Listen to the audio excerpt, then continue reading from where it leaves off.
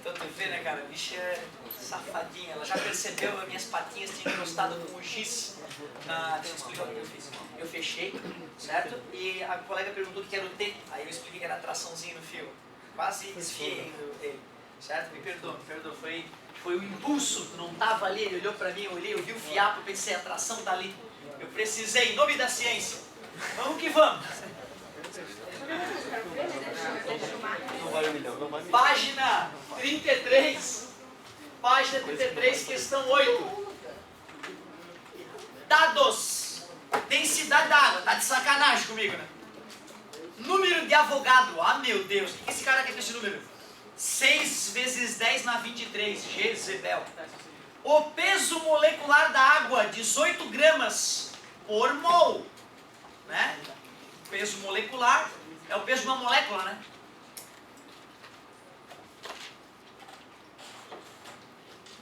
É o peso de um mol, acabei de falar, né? Peso molecular é o peso de uma molécula. Não, é o peso de um mol de moléculas.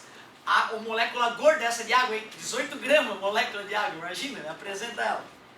Considerando uma gota de orvalho com volume de 0,6 milímetros cúbicos, calcule a ordem de grandeza do número de moléculas de água nesta pequena gota.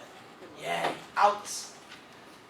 Eu lembro que lá na física eles falavam uns professores que desafiavam um ao outro. Cálculos mentais. Tava lá no recreio boa, né? Tava lá no intervalo da faculdade e um professor ninja olha pro outro e fala: o pneu daquele carro ali, tem quantas moléculas dentro dele? Moléculas de água.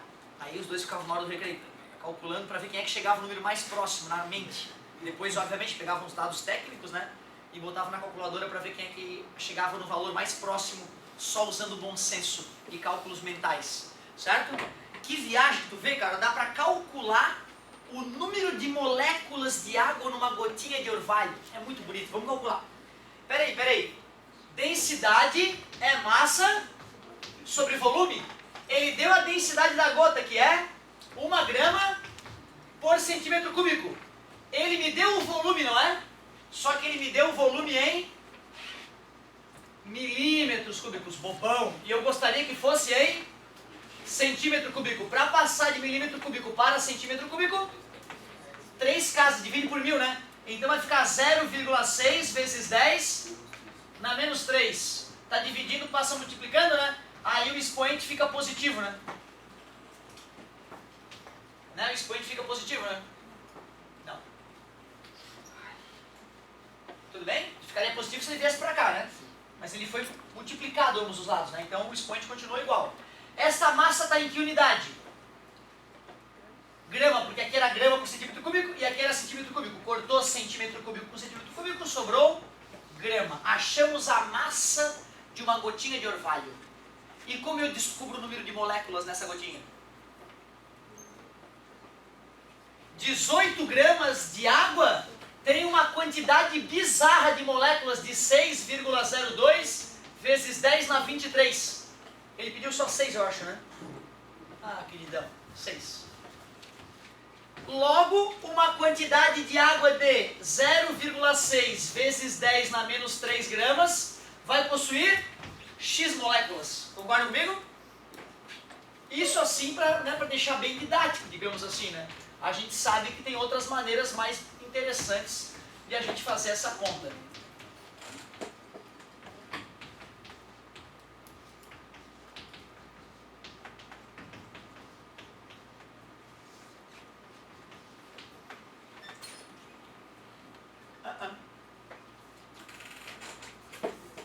Quanto? Obrigado. Multiplicação cruzada, né? Está multiplicando, passou dividindo. Me ajudem, por favor. Simplifica, dá 3. 0,6 dividido para 3. 0,2. 10 na 23 vezes 10 na menos 3. 10 na 20. Ordem de grandeza é a potência de 10 que mais se aproxima do resultado obtido. Vou escrever isso como 2 vezes 10 na 19.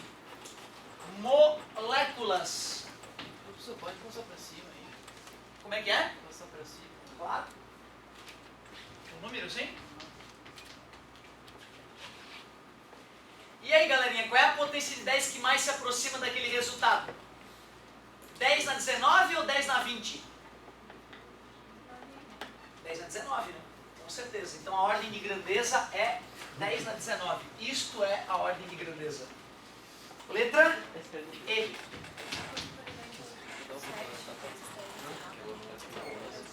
Parabéns.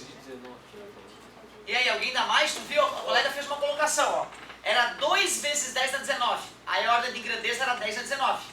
Ela perguntou, professor, se fosse 7 vezes 10 na 19, seria 10 na 20? Eu concordei, né? 10 na 20 é mais próximo de 7 vezes 10 na 19 do que 10 na 19.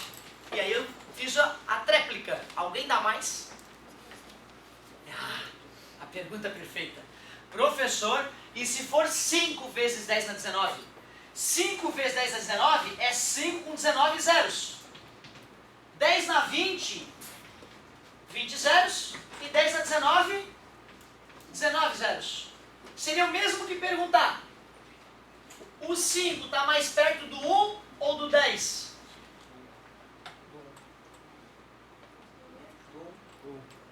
Do 1 até 5 vão ter 4. 2, 3, 4, 6,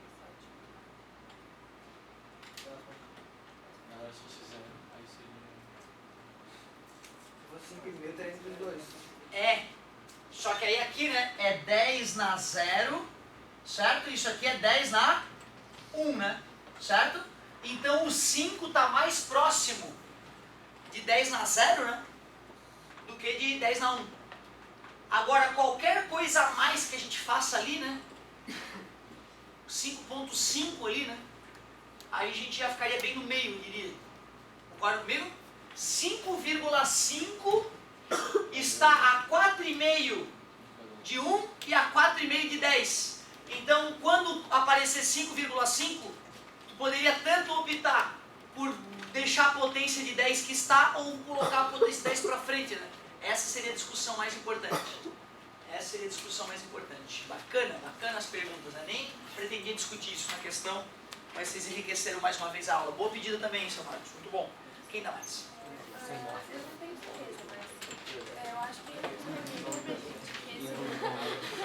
2023 foi um cara que chegou e disse que era esse número que ninguém nunca provou por que era esse número, mas que precisa ser que cálculo sempre tá certo. Isso também, assim, uma coisa científica mostrando que tem esse número de moléculas no módulo.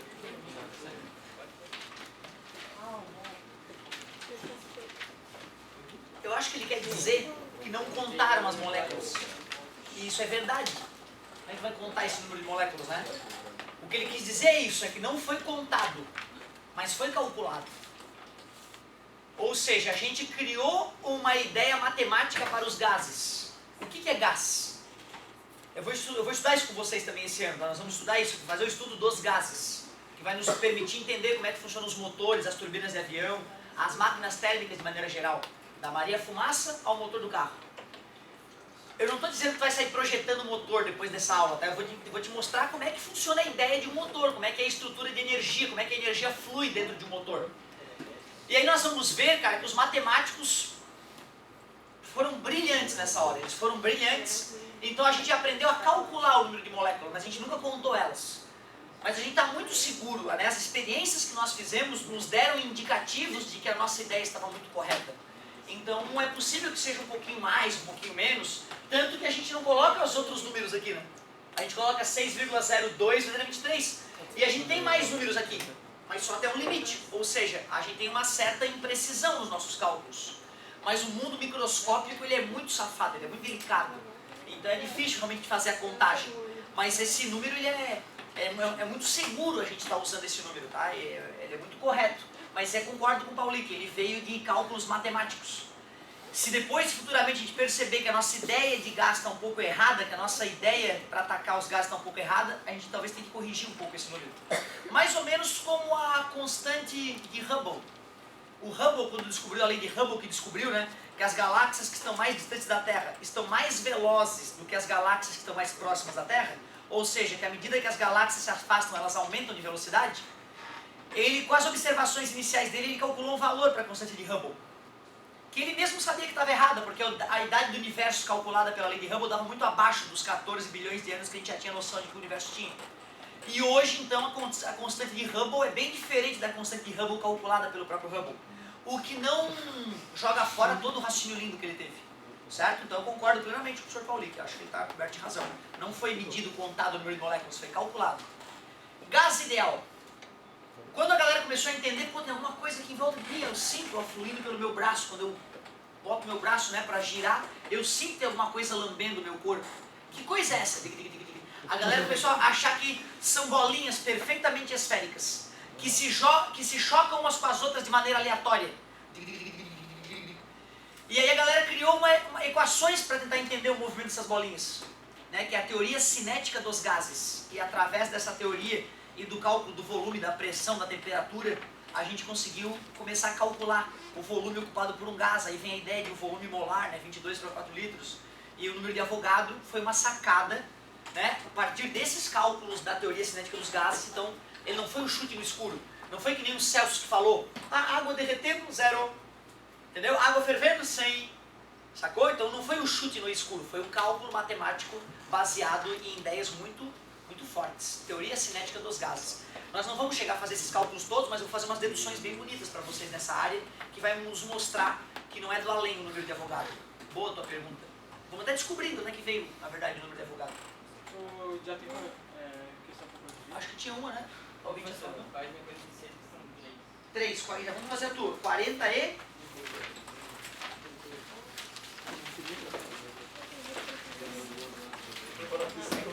Questão 3, 46, questão 3.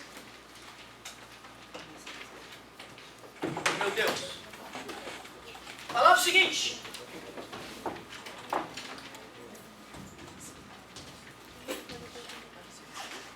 Considere uma pessoa cujo cérebro está a 50 centímetros acima do coração.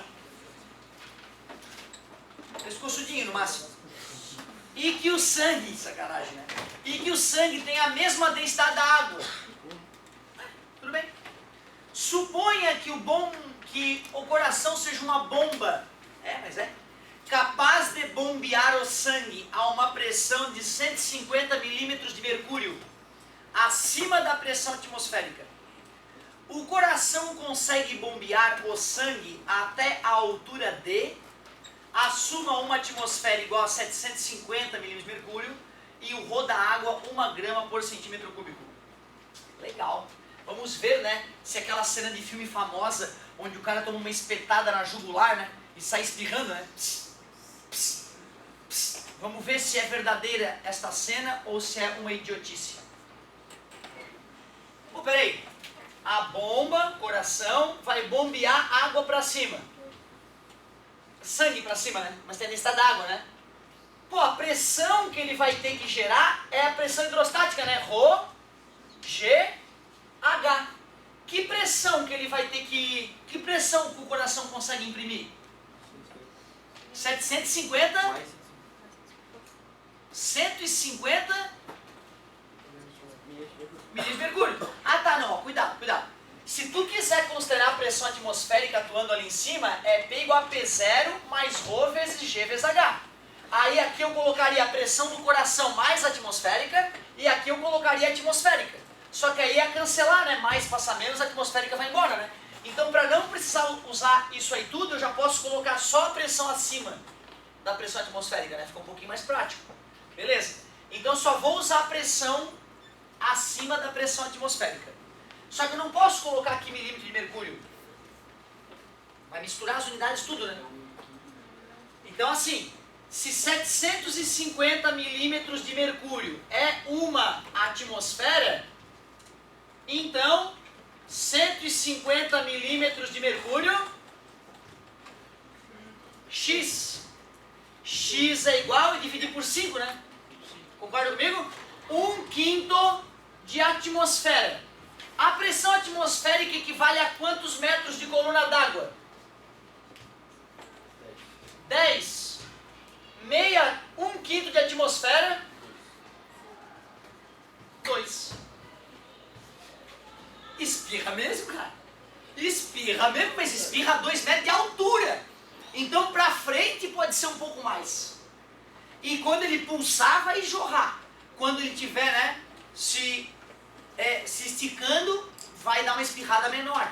Então, cara, a cena não é piada. Se tu tomar um furo muito fino na jugular, pode ter certeza que vai fazer barulhinho. Pss, pss, pss, enquanto o sangue vaza. Bota o dedinho em cima e procura ajuda tentando manter a calma. Porque se tu ficar nervoso, a pressão arterial aumenta e o sangue escoa mais. Fica calminho, dá pra salvar. Certo? Dá pra salvar. É manter a calma, pressionar, fica calmo e chamar o médico. Oi. Fica calmo, mas não vai morrer. Ó, bonita pergunta da colega. Eu tentei fazer de uma forma intuitiva. Lembra que a cada 10 metros de profundidade aumenta a pressão em uma atmosfera? Ô, professor. Certo? Eu vi, meu amor. Fica tranquilo. Então assim, ó, se a gente quisesse fazer mais bonito, eu ia converter isso aqui em Pascal, né? Fazendo vezes 100.000. Aqui eu colocaria 1/5 de 100.000. Aqui eu colocaria 1.000. E aqui eu colocaria 10. Aí sairia a altura em metros sem fazer a regrinha de 3. Seria uma solução mais elegante. Mas como ele não me deu que uma atmosfera era 100.000 Pascal, supondo que o aluno não lembrasse disso, né? Ele poderia usar essa outra técnica para chegar nessa altura. 2 metros. Porra, fiquei feliz com o meu coração. Chubombeia bem, hein? Vocês viram no Facebook esses dias uma cirurgia completa de transplante cardíaco? Eu não sei, eu fiquei com medo de compartilhar.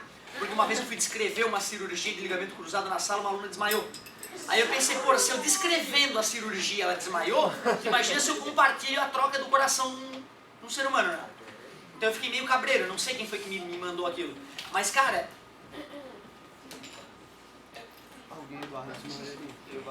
O cara tá deitado na cama e passa o bisturi, cara. Passa o bisturi assim no peito, entendeu? E vai abrindo, e vai tirando camada. Chega no coração. Cara, e aí aparece o cara extirpando o coração podre do cara do vivente, entendeu? E aí vem o coração do defunto batendo ainda. Porque ele fica batendo meia hora tá de fora do corpo do cara. Tu tira o coração do corpo do cara, ele continua na tua frente lá. Fica meia hora, às vezes mais, tá? E ele dava umas pulsadinhas ainda, quando chegou, tão fresquinho que tava. Cara, pega o coração do defunto, passa a corda ali e pendura como se fosse um mini guindaste. Traz assim, pendurado pela cordinha e costurar, joga dentro do peito do vivente. Tem uma máquina fazendo o corpo do cara funcionar, uma máquina fingindo que é o coração artificial. Pega as artérias e faz uma costura, não sei que costureiro maluco é aquele que consegue pegar 2 artérias mole e costurar uma na outra a ponto de não vazar sangue. E aí tem o caninho da máquina artificial, né? Ele começa a babar sangue para todo lado, espirra, pss, pss, pss. Injeção de adrenalina, fica fazendo massagenzinha no coração do defunto para ver se ele volta a pulsar dentro do peito do vivente. E o bicho vive.